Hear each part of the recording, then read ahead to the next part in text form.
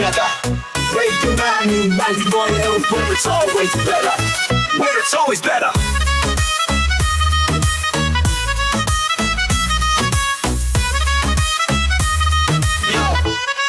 Yo, सुबह का सूरज या शाम का रंग, we bring you joy हर जुबान का धन. Community की बात हम हैं आपके साथ, let's spread the love, चलो मिल के साथ. Tune in, turn up, दिल से बात करो. Radio मानो ताकि Guru FM के साथ चलो.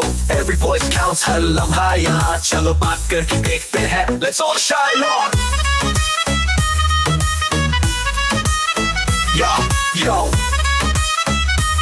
let's all go. सेहत की बात और dreams to share. Radio Manu 92 FM, we're always there. From unity to joy, we bring the light. Every word, every tune makes everything right. Listen up, it's time to unite. Radio Manu 92 FM, shining bright. Dill se suno, we love and care. Chalo baat karke dekhte hain, let's take it there. So come along for the ride. Radio Manu 92 FM, we're by your side. चलो बात करके देखते हैं. Your voice, your guide.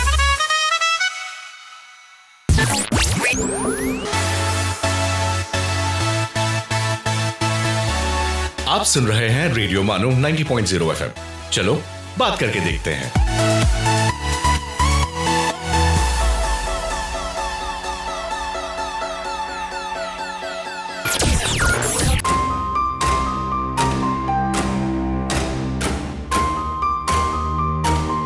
This is Radio Manu 90.0 FM presenting जासूसी दुनिया. आदाब दोस्तों, मैं हूं मोहम्मद अनस और आप सुन रहे हैं रेडियो मानू. मैं हाजिर हूं अपने शो जासूसी दुनिया के साथ, जहां हम आपको इब्न सफ़ी के नॉवेल्स सुनाते हैं. अब तक हम फरीदी और लियोनार्ड इस नॉवेल के 6 बाब आपको सुना चुके हैं. आइए आज 7वें बाब शिकारगाह से आगाज़ करते हैं. 2 घंटे का सफ़र तय करके फरीदी राजरूप नगर के स्टेशन पर उतरा. रात के तकरीबन 10 बज चुके थे. स्टेशन पर टूटे फूटे तांगों के अलावा कोई माकूल सवारी न थी. फरीदी ने एक तांगा लिया और नवाब रशीदुज़्ज़मां के महल की तरफ रवाना हो गया. नवाब साहब एक बहुत बड़े जागीरदार थे, लेकिन सिरे के कंजूस. उनकी बेशुमार दौलत की कहानियाँ दूर दूर तक मशहूर थीं. बहुतों का यहाँ तक ख्याल था कि नवाब साहब ने इतनी दौलत जो जमा की है, रोटियाँ खा खा कर की है. उनके और लवाहिकीन तो शाहाना ज़िंदगी बसर करते थे, मगर खुद इंतहाई सादा ज़िंदगी बसर करने के आदी थे. आज वो अभी तक नहीं सोए थे. आज दोपहर ही से वो किसी ख़ास उलझन में मुब्तला थे. बात बात पर लोगों से उलझ जाते थे. इस वक्त वो बेचैनी के साथ दीवान खाने में टहल रहे थे. अचानक एक मुलाजिम एक तश्तरी में एक मुलाकाती कार्ड लाया और मेज़ पर रख कर खामोशी से खड़ा हो गया. हाँ, नवाब साहब ने कार्ड उठाते हुए कहा. Colonel E.M. खां. लाहौल वाला कुआ, ये भी कोई मिलने का वक्त है? जाओ भेज दो. चंद लम्हों के बाद फरीदी कर्नल खां के भेस में दीवान खाने में दाखिल हुआ. नवाब साहब ने ज़बरदस्ती चेहरे पर मुस्कुराहट पैदा करके खुश अखलाक बनने की कोशिश की. फरमाइए, कैसे तकलीफ़ की? नवाब साहब ने कहा. तशरीफ़ रखिए, मैं एक बहुत ही ख़ास काम के सिलसिले में हाजिर हुआ हूँ. फरमाइए, नवाब साहब ने कहा. मैं बहुत दूर से आ रहा हूँ, ज़रा दम ले लूँ तो अर्ज़ करूँ. फरीदी ने आराम कुर्सी पर तकरीबन लेटते हुए कहा. नवाब साहब की भवें तन गई, लेकिन उन्होंने फिर फ़ौरन ही अपने चेहरे पर मलाइमियत के आसार पैदा कर लिए. उन्होंने घंटी बजाई. एक नौकर आया. कुछ पीजिएगा? नवाब साहब ने फरीदी से पूछा. सिर्फ पानी, फरीदी ने जवाब दिया और नौकर चला गया. पानी पी चुकने के बाद फरीदी ने सिगार सिलगाया. हाँ फरमाइए, नवाब साहब बेताबी से बोले. इन्हें पहचानते हैं आप? फरीदी ने जेब से एक तस्वीर निकालकर नवाब साहब की तरफ बढ़ाते हुए कहा. नवाब साहब ने जैसे ही तस्वीर हाथ में ली, उनका चेहरा गुस्से से सुर्ख हो गया. वो फरीदी को घूरने लगे. आप ठहरिए, मैं अभी आकर इसका जवाब देता हूँ, नवाब साहब ने कहा और दीवान खाने से चले गए. फरीदी सिगार का कश लेता हुआ دیوان خانے کی دیواروں پر لگی ہوئی تصویروں کا جائزہ لینے لگا۔ تھوڑی دیر بعد نواب صاحب واپس آئے۔ ان کے ہاتھ میں ایک پستول تھا۔ فریدی چونک پڑا، لیکن اس نے اپنے اطمینان میں فرق نہ آنے دیا۔ ہاں، میں اسے پہچانتا ہوں، نواب صاحب گرج کر بولے، اور تم جیسے بدماشوں کو بھی اچھی طرح جانتا ہوں۔ تمہاری موت تمہیں یہاں لائی ہے۔ فریدی ہنسنے لگا۔ تم ہنس رہے ہو، لیکن یاد رکھو اس کے لیے تمہارے گھر والوں کو رونا پڑے گا، نواب صاحب نے اسی انداز میں کہا۔ معلوم نہیں آپ کیا سمجھ رہے ہیں، فریدی نے پرسکون لہجے میں کہا۔ میں سب کچھ سمجھ رہا ہوں، نواب صاحب نے کہا۔ تم اس طرح مجھ سے روپیہ نہیں ایٹھ سکتے۔ اوہ، سمجھا، فریدی نے سنجیدگی سے کہا۔ تو معاملہ یہاں تک پہنچ چکا ہے۔ بہت اچھا ہوا کہ میں بالکل ٹھیک وقت پر پہنچ گیا۔ اچھا، آپ کوئی دوسری چال چلنے والے ہو، نواب صاحب چیخ کر بولے۔ دیکھو، یہاں بڑے بڑے سرکشوں کی لاشیں دفن ہیں۔ چلیے، یہ دوسری بات معلوم ہوئی، فریدی ہنس کر بولا۔ اب کہ تم ہنسے اور میں نے گولی چلائی، نواب صاحب نے جھلا کر کہا، اور پھر کل اس عمارت کا چپا چپا پولیس سے بھرا ہوگا، فریدی نے مسکرا کر کہا۔ یہ گیدڑ بھپکی کسی اور کو دینا۔ مجھے رشید الزماں کہتے ہیں، اور میں آپ سے سچ کہتا ہوں کہ مجھے کرنل خان نہیں کہتے، فریدی نے پرسکون لہجے میں کہا۔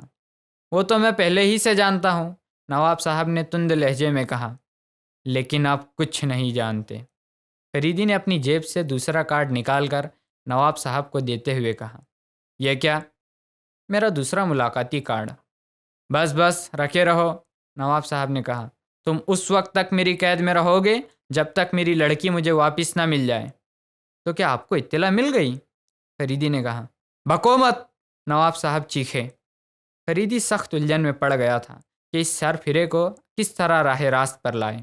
نواب صاحب کا غصہ دیکھ کر اسے الجھن ہو رہی تھی کہ کہیں سچ مچ گولی نہ چلا دے۔ اچانک وہ لیٹے ہی لیٹے اچھلا، اور دوسرے لمحے میں نواب صاحب کا ریوالور اس کے ہاتھ میں تھا اور خود نواب صاحب زمین پر۔ اگر ذرا بھی آواز نکالی تو خاتمہ ہی سمجھو، فریدی نے دبی آواز میں کہا۔ میں خفیہ پولیس کا انسپکٹر فریدی ہوں۔ یہ جھوٹ ہے، سراسر جھوٹ، نواب صاحب نے کہا۔ دیکھیے، میں آپ سے پھر کہتا ہوں کہ آہستہ بولیے، فریدی نے کہا۔ نواب صاحب خاموش ہو گئے۔ وہ ابھی تک زمین پر پڑے فریدی کے ہاتھ میں دبے ہوئے ریوالور کی طرف دیکھ رہے تھے۔ اٹھ کر بیٹھ جائیے، فریدی نے صوفے کی طرف اشارہ کرتے ہوئے کہا۔ نواب صاحب خاموشی سے اٹھ کر صوفے پہ بیٹھ گئے۔ معلوم ہوتا ہے اب بدماشوں نے آپ کو دھمکی دی ہے، فریدی نے کہا۔ غزالہ بیچاری پہلے میرے ہی پاس مدد کے لیے گئی تھی، بدماشوں کو اس کا علم ہو گیا اور انہوں نے اسے غائب کر دیا۔ میں کیسے یقین کر لوں کہ تم فریدی ہو؟ نواب صاحب نے مزمل آواز میں کہا۔ آپ یقین کریں یا نہ کریں، مجھے تو اپنا کام کرنا ہی ہے، فریدی نے کہا۔ اور یہ بھی آپ کو بتا دوں کہ خفیہ پولیس کو آپ کی لڑکی پر شبہ ہو گیا ہے کہ وہ مجھے دھوکہ دینے آئی تھی۔ بھلا وہ کیوں تمہیں دھوکہ دینے لگی؟ نواب صاحب نے کہا۔ فریدی نے مختصراً انہیں سارا واقعہ بتا دیا۔ اچھا ہے، وہ کمبخت انہی کی قید میں مر جائے، اس نے خاندان کی عزت پر دھبا لگا دیا، نواب صاحب بولے۔ اول تو وہ بے قصور ہے، فریدی نے کہا، اور اگر اس معاملے کی تہ میں واقعی کوئی بات ہے تو اس کے 100% ذمہ دار آپ ہیں۔ آپ نے اسے کیوں اتنی آزادی دے رکھی تھی کہ وہ ایک نوجوان پرائیویٹ سیکریٹری کے ساتھ سوئٹزرلینڈ گئی؟ ہاں، قصور میرا ہی ہے، نواب صاحب نے مزمل آواز میں کہا۔ لیکن تم یہ کس طرح کہہ رہے ہو کہ وہ بے قصور ہے؟ وہ تصویر محض روپیہ ایٹنے کے لیے کھینچی گئی ہے۔ غزالہ ایک تفریح گاہ میں کسی وجہ سے بے ہوش ہو گئی تھی۔ پرائیویٹ سیکریٹری اسے اٹھا کر گاڑی کی طرف لا رہا تھا کہ کسی نے اسی حالت میں دونوں کی تصویر لے لی۔ خدا کرے تم ٹھیک کہہ رہے ہو، نواب صاحب بولے۔ آپ نے یورپ کے مشہور بلیک میلر لیونارڈ کا نام سنا ہے؟ فریدی نے کہا۔ ہاں، اس دوران میں اس کے واقعات اخبار میں دیکھا کرتا تھا۔ یہ حرکت اسی کی ہے۔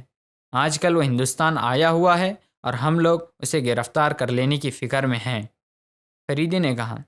لیکن مجھے اب بھی یقین نہیں آتا کہ تم فریدی ہو، نواب صاحب نے کہا، کیونکہ میں نواب وجاہت مرزا کی زبانی سن چکا ہوں کہ فریدی جوان آدمی ہے، اور شاید میں نے آپ کی تصویر بھی ڈاکٹر شوکت کے البم میں دیکھی تھی۔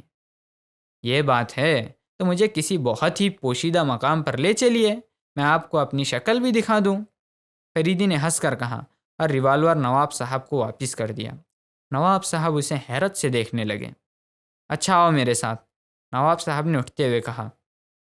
فریدی ان کے پیچھے چل پڑا۔ ایک چھوٹے سے خوبصورت اور عمدگی کے ساتھ سجائے ہوئے کمرے میں پہنچ کر نواب صاحب نے دروازہ بند کر لیا۔ ذرا تھوڑا سا پانی منگوائیے، فریدی نے کہا۔ پینے کے لیے؟ نواب صاحب نے پوچھا۔ جی ہاں۔ نواب صاحب خود باہر چلے گئے۔ اتنی دیر میں فریدی نے اپنا میک اپ بگاڑ دیا۔ واپسی پر نواب صاحب دروازے پر ٹھٹک کر کھڑے ہو گئے۔ ارے، ان کی زبان سے نکلا۔ فریدی نے بڑھ کر پانی کا گلاس ان کے ہاتھ سے لے لیا۔ وہی، بالکل وہی، نواب صاحب بڑبڑائے۔ میں نے تمہاری تصویر غور سے دیکھی تھی، واقعی تم فریدی ہو، بیٹھو بیٹھو۔ فریدی مسکراتا ہوا بیٹھ گیا۔ بھائی معاف کرنا، میں نے تمہیں انجانے میں کافی برا بھلا کہا، نواب صاحب نے معذرت کی۔ ارے، اور میں نے بھی تو محض جان جانے کے ڈر سے آپ کی شان میں گستاخی کی ہے، جس کی معافی چاہتا ہوں۔ کوئی بات نہیں، کوئی بات نہیں، اب میں بالکل مطمئن ہوں، نواب صاحب نے کہا۔ جس وقت مجھے بدمعاشوں کا خط اور غزالہ کی تصویر ملی تھی، میرے دل میں سب سے پہلے تمہارا ہی خیال آیا تھا کہ کیوں نہ تم سے مدد لوں۔ بہرحال میں حاضر ہو گیا ہوں، فریدی ہنس کر بولا۔ مگر واقعی تم بہت دلیر ہو، جیسا سنا تھا ویسا ہی پایا۔ سب آپ بزرگوں کی دعائیں ہیں۔ مجھے وجاہت مرزا کی زبانی معلوم ہوا کہ تم نواب عابد علی خاں مرحوم کے لڑکے ہو، نواب صاحب نے کہا۔ مرحوم میرے کلاس فیلو تھے اور میرے دور کے عزیز بھی ہوتے تھے۔ ارے بھائی، تم اپنے ہی بچے ہو۔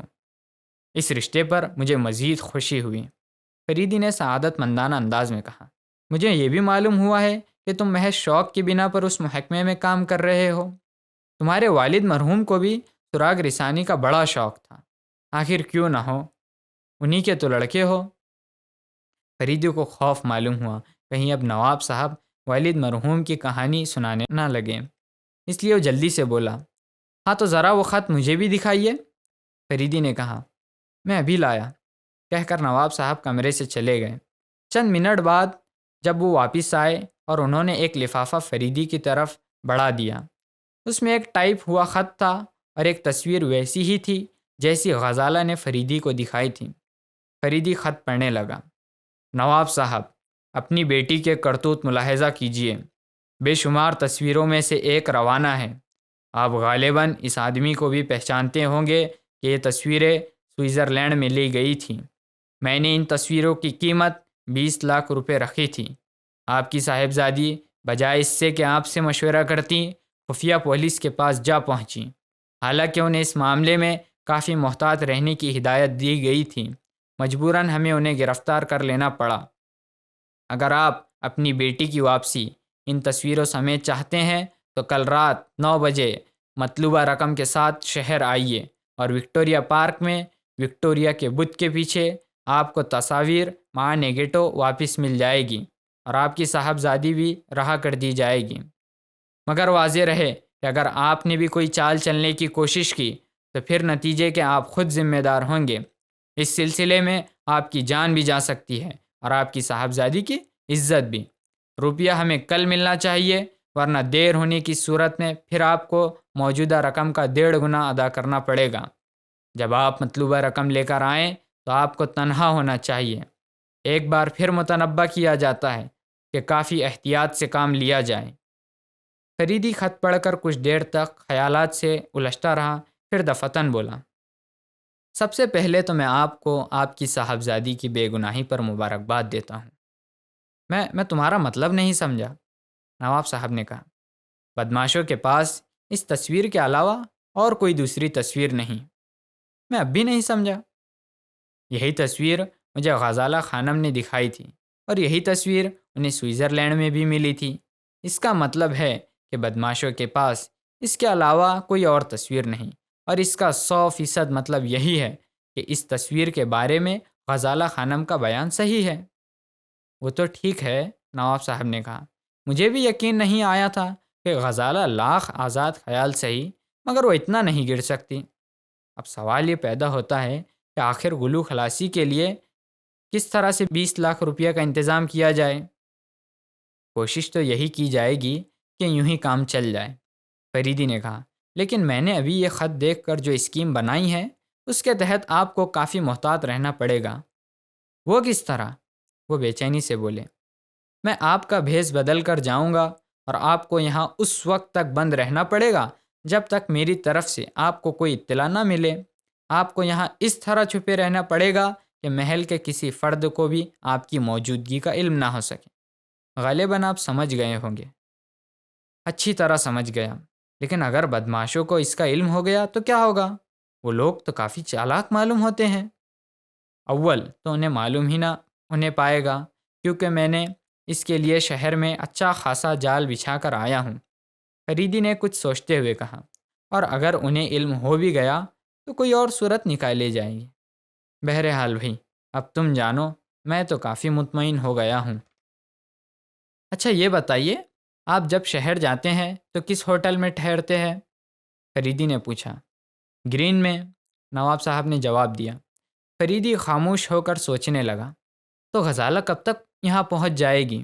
نواب صاحب بولے، اس کے متعلق میں ابھی کچھ کہہ نہیں سکتا، لیکن جب آپ کو مبارکباد کا کوئی تار ملے تو سمجھ لیجئے گا کہ غزالہ محفوظ ہے اور میں خود اس کی حفاظت کر رہا ہوں۔ اس عرصے میں آپ کو قطعی خاموش رہنا پڑے گا۔ آپ شہر آ کر مجھ سے ملنے کی کوشش بھی نہ کیجیے گا۔ بہت اچھا، جیسے تم کہہ رہے ہو ویسا ہی کروں گا، نواب صاحب نے کہا۔ تو کیا تم صبح ہی جاؤ گے؟ جی ہاں، فریدی بولا، اور اس وقت تک میں ساری تیاریاں مکمل کر لوں گا۔ فی الحال آپ مجھے اپنے لباس کے چند وہ جوڑے عنایت فرمائیے جنہیں آپ عام طور پر پہنا کرتے ہیں، اور 2 بڑے سوٹ کیس بھی، ایک میں کپڑے رکھوا دیجئے اور دوسرا خالی رہنے دیجئے۔ بہت اچھا، میں ابھی جا کر انتظام کرتا ہوں۔ نواب صاحب جانے کے لیے مڑے۔ ٹھہریے، ان انتظامات کی بھنک بھی کسی کے کان میں نہ پڑنے پائے۔ ہرگز نہیں، تم اطمینان رکھو۔ نواب صاحب چلے گئے اور فریدی نے صوفے پر گر کر آنکھیں بند کر لیں۔ اس کا دماغ بہت تیزی سے کچھ سوچ رہا تھا۔ دوسرے دن صبح فریدی نواب رشید الزماں کے بھیس میں محل سے نکلا اور کار پر بیٹھ کر اسٹیشن کی طرف روانہ ہو گیا۔ شہر پہنچ کر اس نے ٹیکسی کی اور گرین ہوٹل پہنچ گیا۔ ہوٹل کا مینیجر شاید نواب رشید الزماں سے اچھی طرح واقف تھا، اس لیے اس نے اس کا پرتپاک خیر مقدم کیا، اور اس بار اس طرح آنے پر اظہار تعجب کرتے ہوئے ادھر ادھر کی باتیں شروع کر دیں۔ دن بھر فریدی ادھر ادھر مارا پھرتا رہا۔ شام ہوتے ہی وہ ہوٹل واپس آ گیا۔ اس دوران میں اس نے کئی بار محسوس کیا کہ ایک آدمی اس کے پیچھے لگا ہوا ہے، اور یہ شخص پرنس عدنان تھا۔ فریدی دل ہی دل میں مسکراتا رہا۔ اس چیز سے اس نے یہ بھی اندازہ لگا لیا کہ لیونارڈ کے پاس اس خاص کام کے لیے شاید یہی ایک آدمی ہے۔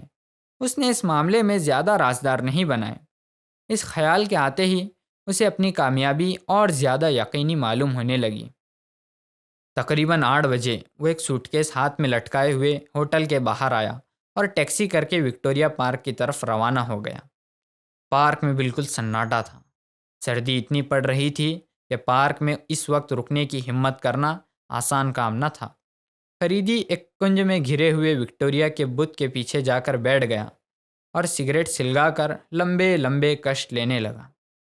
تقریباً 9 بجے اسے کسی کے قدموں کی آہٹ سنائی دی اور وہ سیدھا ہو کر بیٹھ گیا۔ آنے والے نے اپنے کوٹ کے کالر سے اپنا چہرہ چھپا رکھا تھا، لیکن فریدی نے اس کے انداز سے پتہ لگا لیا کہ وہ پرنس عدنان ہے۔ فریدی یوں ہی بے پرواہی سے سگریٹ پیتا رہا۔ پرنس عدنان اس کے قریب آ کر کھڑا ہو گیا۔ وہ آہستہ آہستہ بڑبڑا رہا تھا، لوگوں نے اس پارک کو بھی عیاشی کا اڈا بنا لیا ہے، بھلا کوئی تک ہے اتنی رات گئے یہاں؟ اس نے یہ سب اس انداز سے کہا جیسے وہ کوئی پولیس آفیسر ہے۔ کہیے جناب، آپ کون ہیں اور اس وقت یہاں بیٹھے کیا کر رہے ہیں؟ اس نے فریدی سے پوچھا۔ آپ کون ہوتے ہیں پوچھنے والے؟ فریدی نے تلخ لہجے میں جواب دیا۔ میں ابھی بتاتا ہوں میں کون ہوں، عدنان نے کہا۔ یہ اسی وقت تمہاری سمجھ میں آئے گا جب تمہارے ہاتھوں میں ہتھکڑیاں ہوں گی۔ ابھی کل ہی یہاں پر ایک نوجوان لڑکی بے ہوش پائی گئی ہے۔ کم بختوں نے عیاشی کا اڈا بنا لیا ہے اس پارک کو۔ میں فریدی ہکلانے لگا۔ میں مسافر ہوں۔ مسافر ہو تو کسی ہوٹل وغیرہ میں جاؤ، یہاں بیٹھ کے کیوں جھک مار رہے ہو؟ پرنس عدنان نے کہا۔ کیا بتاؤں صاحب، اسٹیشن پر جیب کٹ گئی، فریدی نے رو دینے والے انداز میں کہا۔ سمجھ میں نہیں آتا اب اس وقت کہاں جاؤں؟ پرنس عدنان ہنسنے لگا۔ بہت اچھے نواب رشید الزماں صاحب، وہ ہنستا ہوا بولا، آپ اپنی لڑکی سے زیادہ سمجھدار ہیں۔ کہیے، آپ رقم لائے ہیں؟ میری بیٹی کہاں ہے؟ فریدی بے اختیار بولا۔ گھبرائیے نہیں، وہ آپ تک بحفاظت تمام پہنچ جائے گی۔ تصویریں نگیٹو سمیت اپنے ساتھ ہی لیتا آیا ہوں۔ لڑکی آپ کو اس وقت ملے گی جب ہم لوگ روپیہ گن کر اطمینان کر لیں گے۔ اگر میری لڑکی کو ذرہ برابر بھی کوئی ضرر پہنچا تو یاد رکھنا کہ 20 لاکھ کے بجائے تم لوگوں سے 40 لاکھ وصول کروں گا۔ ابھی تم لوگ مجھے نہیں جانتے، فریدی نے کہا اور سوٹ کیس اس کی طرف بڑھا دیا۔ پرنس عدنان نے سوٹ کیس ہاتھ میں لے کر تولا اور پھر زمین پر رکھ دیا۔ اس میں ہزار کے نوٹ ہیں، فریدی نے کہا۔ خیر دیکھا جائے گا، یہ لیجئے تصویریں۔ پرنس عدنان نے فریدی کے ہاتھ میں ایک لفافہ دے دیا۔ فریدی نے تصویریں نکال کر دیکھیں، ان میں نیگیٹو بھی موجود تھا۔ اس نے لفافہ جیب میں رکھ لیا۔ میں کس طرح یقین کر لوں کہ تم نے ساری تصویریں دے دی ہیں؟ فریدی نے کہا۔ آپ یقین کیجئے کہ ہم لوگ معاملے کے پکے ہیں، پرنس عدنان نے سوٹ کیس اٹھاتے ہوئے کہا۔ لیکن ہم لوگ کس طرح یقین کر لیں کہ اس سوٹ کیس میں پوری رقم ہے؟ اس کا تو تمہیں یقین ہونا چاہیے، فریدی نے کہا۔ ایسی صورت میں جب کہ میری لڑکی تم لوگوں کی قید میں ہے، میں تمہیں کس طرح دھوکہ دے سکتا ہوں؟ ہاں، یہ بات قاعدے کی ہے، پرنس عدنان نے کہا۔ اچھا، کل شام تک آپ کی لڑکی بحفاظت تمام آپ تک پہنچ جائے گی۔ پرنس عدنان جانے کے لیے مڑا، لیکن دوسرے ہی لمحے فریدی نے اچھل کر اسے دبوچ لیا۔ پرنس عدنان نے اس کی گرفت سے نکل جانے کی کوشش کی، لیکن فریدی نے 2-3 بار اس کا سر سنگ مرمر کے اس چبوترے سے ٹکرا دیا جس پر وکٹوریہ کا بت نصب تھا۔ پرنس عدنان بے ہوش ہو گیا۔ 2 گھنٹے کے بعد فریدی اسی شراب خانے کے ایک تہہ خانے میں نظر آیا جہاں وہ راج روپ نگر کے لیے روانہ ہوا تھا۔ وہ شراب خانے کے مینیجر کی مدد سے بے ہوش پرنس عدنان کو ایک کھمبے سے باندھ رہا تھا۔ انسپکٹر صاحب، واقعی آپ بھی بلا کے آدمی ہیں، شراب خانے کا مینیجر بولا۔ اگر میں بلا کا آدمی نہ ہوتا تو شاید تمہارے ہاتھوں مجھے قبر میں سونا پڑتا، فریدی نے مسکرا کر کہا۔ اس میں شک نہیں، مینیجر نے کہا۔ اگر آپ کی بجائے کوئی اور ہوتا تو اس کا یہی انجام ہوتا، مگر آپ کو تو استاد کہہ ہی چکا ہوں۔ اچھا میرے شاگرد، لیکن تم نے اب بہت بے دردی سے ناجائز شراب بیچنی شروع کر دی ہے، ذرا احتیاط سے۔ میرا دعویٰ ہے کہ سوائے آپ کے اور کوئی ایسا نہیں کہہ سکتا، مینیجر نے سینے پر ہاتھ مارتے ہوئے کہا۔ یہی مطلب تھا، فریدی نے کہا اور پرنس عدنان کو ہوش میں لانے کی کوشش کرنے لگا۔ آخر یہ معاملہ کیا ہے؟ مینیجر نے کہا۔ معاملہ بہت الجھا ہوا ہے، سلجھ جانے کے بعد بتاؤں گا، لیکن تم اس کی اچھی طرح حفاظت کرنا، یہ نکل کر نہ جائے، ورنہ نتیجے کے تم ذمہ دار ہوں گے۔ ارے بھلا، ایسی کیا بات ہے، یہاں پرندہ بھی پر نہیں مار سکتا، مینیجر نے کہا۔ پرنس عدنان ہوش میں آ گیا تھا۔ وہ گھبرائی ہوئی نظروں سے چاروں طرف دیکھنے لگا۔ فریدی اس کی طرف مسکرا کر دیکھ رہا تھا۔ نواب رشید الزماں نے مجھے دھوکہ دیا، پرنس عدنان انگریزی میں بڑبڑایا۔ تم بالکل ٹھیک سمجھے، فریدی نے اردو میں کہا۔ میں تمہاری زبان نہیں سمجھتا، کیا تم انگریزی میں بات نہیں کر سکتے؟ عدنان نے کہا۔ میری زبان تو تم ایسی ہی سمجھتے ہو جیسی کہ چاہیے، فریدی نے کہا۔ اگر تم کہو تو تمہاری مادری زبان گجراتی میں گفتگو کروں؟ پرنس عدنان چونک پڑا۔ چونکہ نہیں مسٹر جمشید، تم دوسروں کی آنکھ میں دھول جھونک سکتے ہو، میری آنکھ میں نہیں۔ میں کچھ نہیں سمجھ رہا ہوں کہ تم کیا کہہ رہے ہو، عدنان غصے میں بولا۔ تم عراق کے ایک شہزادی کی توہین کر رہے ہو، تمہاری حکومت کو اس کے لیے جواب دہ ہونا پڑے گا۔ ٹھیک کہہ رہے ہو مسٹر جمشید، فریدی انگریزی میں بولا۔ ہماری حکومت عرصے سے تمہاری طاق میں ہے۔ کیا بکواس ہے؟ کون جمشید؟ کیسا جمشید؟ تمہیں غلط فہمی ہوئی ہے۔ جناب، مجھے تو عموماً غلط فہمی ہی ہوا کرتی ہے۔ تم سمجھے تھے کہ شاید میں تمہاری اس تصویر والی دھمکی سے ڈر کر تمہارا پیچھا چھوڑ دوں گا۔ کیا فضول بکواس لگا رکھی ہے، مجھے فوراً کھول دو ورنہ اچھا نہیں ہوگا، عدنان چیخ کر بولا۔ اگر میں تمہیں یہاں سے رہا کر بھی دوں تو شبہ کے تحت تمہیں حوالات میں رہنا پڑے گا۔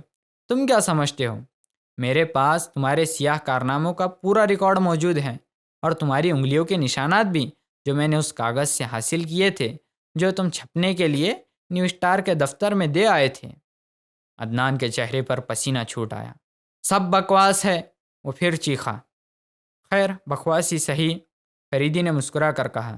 یہ بتاؤ لیونارڈ کہاں ہے؟ لیونارڈ کے نام پر پرنس عدنان بری طرح چونک پڑا اور حیرت سے فریدی کو گھورنے لگا۔ اس طرح گھورنے سے کام نہ چلے گا، یہ تو تمہیں بتانا ہی پڑے گا، فریدی نے کہا۔ اس وقت تم حکومت کی حراست میں نہیں بلکہ ذاتی طور پر براہ راست میری حراست میں ہو۔ میں اس راز کو اگلوانے کے سلسلے میں تمہیں قتل کر دینے سے بھی گریز نہ کروں گا۔ فریدی کے چہرے پر عجیب قسم کے شفاقانہ آثار پیدا ہو گئے جنہیں دیکھ کر شراب خانے کا مینیجر کانپ گیا۔ انگیٹھی میں کوہلے دہکاؤ، فریدی نے مینیجر کی طرف دیکھ کر تحکمانہ لہجے میں کہا۔ بہت بہتر، کہہ کر مینیجر چلا گیا۔ میں لوہا سرخ کر کے تمہارے جسم پر اتنے داغ ڈالوں گا کہ سیاہ ہو کر رہ جاؤ گے، فریدی نے کہا۔ لیکن آخر کیوں؟ میری حکومت؟ چپ رہو حکومت کے بچے، فریدی گرج کر بولا۔ جو میں پوچھتا ہوں اس کا صحیح جواب دو ورنہ ابھی ساری حقیقت معلوم ہو جائے گی۔ میں نہیں جانتا، عدنان نے گھٹی ہوئی آواز میں کہا۔ اتنی دیر میں مینیجر دہکتی ہوئی انگیٹھی لے کر آ گیا۔ اس میں سرخ ہونے کے لیے لوہے کی ایک سلاخ ڈال دو، فریدی نے مینیجر سے کہا۔ عدنان سر سے پیر تک کانپ اٹھا۔ فریدی سرخ ہوتی ہوئی سلاخ کو بغور دیکھ رہا تھا۔ سلاخ کے سرخ ہو جانے پر فریدی اسے انگیٹھی سے نکال کر آہستہ آہستہ عدنان کی طرف بڑھنے لگا۔ میں مجرم ہوں مگر تمہیں اس کا حق حاصل نہیں، عدنان خوف زدہ آواز میں چیخا۔ یہاں اس تہہ خانے میں مجھے ہر طرح کا حق حاصل ہے، فریدی نے بے دردی سے کہا اور جلتی ہوئی سلاخ اس کے ہاتھ پر رکھ دی۔ عدنان بلبلا اٹھا اور شراب خانے کا مینیجر منہ پھیر کر دوسری طرف ہٹ گیا۔ میں تمہیں اسی طرح داغ کر دوں گا۔ لیکن تمہاری یہ حرکت بے ضابطہ ہے، عدنان اپنی مادری زبان گجراتی میں چیخا۔ شاباش میرے بیٹے، آخر تم عدنان سے جمشید ہو ہی گئے۔ اب جلدی سے یہ بھی بتا دو کہ لیونارڈ کہاں ہے؟ فریدی نے سلاخ کو دوبارہ انگیٹھی میں ڈالتے ہوئے کہا۔ مجھے نہیں معلوم۔ پھر وہی، مقدس آنکھ کی قسم میں نے آج تک اسے نہیں دیکھا۔ تم جھوٹ بکتے ہو۔ اب میں تمہیں کسی طرح یقین نہیں دلا سکتا، عدنان نے جلے ہوئے نشان کی طرف دیکھتے ہوئے کہا۔ اچھا، اس کے احکامات تم تک کیسے پہنچے ہیں؟ ٹرانسمیٹر کے ذریعے۔ ٹھیک، اچھا یہ بتاؤ کہ جس عمارت میں تم رہتے ہو اس میں ٹرانسمیٹر کہاں لگا ہوا ہے؟ میرے سونے کے کمرے میں۔ تمہارے ملازمین کو تمہاری حرکات کی اطلاع ہے یا نہیں؟ صرف ایک کو۔ اس کا نام کیا ہے؟ فریدی نے پوچھا۔ راجو۔ تم لوگوں کا اس مکان پر کب سے قبضہ ہے؟ تقریباً 10 سال سے۔ لیونارڈ کے پروگرام سے تمہارے علاوہ کوئی اور بھی واقف ہے؟ نہیں۔ غزالہ کہاں قید ہے؟ مجھے نہیں معلوم۔ تم جھوٹ بکتے ہو۔ مجھے نہیں معلوم کہ لیونارڈ نے اسے کس طرح غائب کیا اور کہاں رکھا ہے۔ اس کے بعد خاموشی چھا گئی۔ فریدی نے محسوس کیا کہ عدنان بار بار اپنا ہاتھ سینے کی طرف لے جانے کی کوشش کر رہا ہے۔ فریدی نے جھپٹ کر اس کے چیسٹر کے گریبان میں ہاتھ ڈال دیا۔ اس کے سینے پہ کوئی سخت سی چیز بندھی ہوئی معلوم ہوئی۔ فریدی نے اسے کھینچ کر باہر نکال لیا۔ یہ ایک چپٹا ہوا سا ٹرانسمیٹر تھا۔ اوہ، تو یہ کہیے کہ آپ اپنی گرفتاری کی اطلاع لیونارڈ کو دینے جا رہے تھے۔ فریدی نے ٹرانسمیٹر کو غور سے دیکھتے ہوئے کہا۔ یہ بالکل ویسا ہی ہے جیسا جرمنی کے جاسوس دوران جنگ استعمال کیا کرتے تھے۔ عدنان کے چہرے سے ایسا معلوم ہو رہا تھا جیسے اب اسے اپنی زندگی کی کوئی امید نہ رہ گئی ہو۔ اچھا شاگرد صاحب، فریدی نے ہوٹل کی مینیجر کی طرف دیکھ کر کہا، اب میں چلتا ہوں، اس پر کڑی نظر رکھنا۔ فریدی اور مینیجر عدنان کو تہ خانے میں چھوڑ کر اوپر آ گئے۔ دوستو، آپ سن رہے تھے جاسوسی دنیا۔ کیا فریدی لیونارڈ کو پکڑ پائے گا؟ لیونارڈ کس بل میں چھپا بیٹھا ہے اور کہانی کا انجام کیا ہوگا؟ یہ جاننے کے لیے اگلا ایپیسوڈ ضرور سنیے گا۔ آج کے لیے اتنا ہی، اب دیجیے RJ انس کو اجازت۔ تب تک کے لیے الوداع۔ آپ سن رہے تھے جاسوسی دنیا ریڈیو مانو 90.0 FM پر۔ چلو بات کر کے دیکھتے ہیں۔